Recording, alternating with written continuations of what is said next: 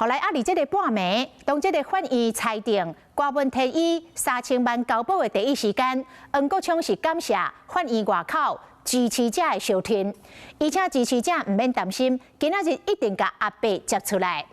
黄国昌是继续强烈来批评着台北地检署，讲检察官伫咧侦讯竟然是使用传闻证据，企图要来抹黑，伊批评北检对了。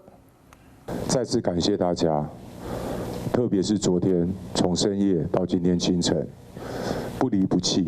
感谢小草今日一天伫北院外口不离不弃奋战到透早，总算等到民众党主席郭文铁裁定交保候团，不过3000万的保释金要安怎从黄国昌挂保证？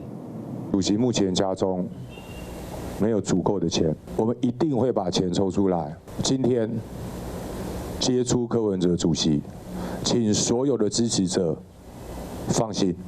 规党干那一个目标，就是拜五要将阿伯接回去。不过3000万不是小数目，所以讲小草有伫话讲捐钱救郭文天。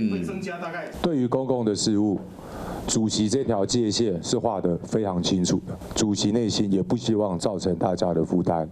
意思就是讲，免小草捐钱，不过伫庭审中，包括检方讲到甘啊苦主的男朋友言论以及提审的过程，北检发生无法传票的情形，这互黄国昌阁挡袂了。谁教检察官用这一种根本欠缺事实基础的传闻证据，在法庭上刻意的抹黑？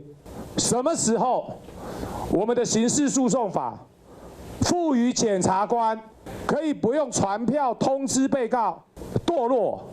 记者会中，黄国昌甲党团的主任陈志涵不时咧交换意见。未来随着郭文铁交保了，民众党要安怎应战，嘛引起外界关心。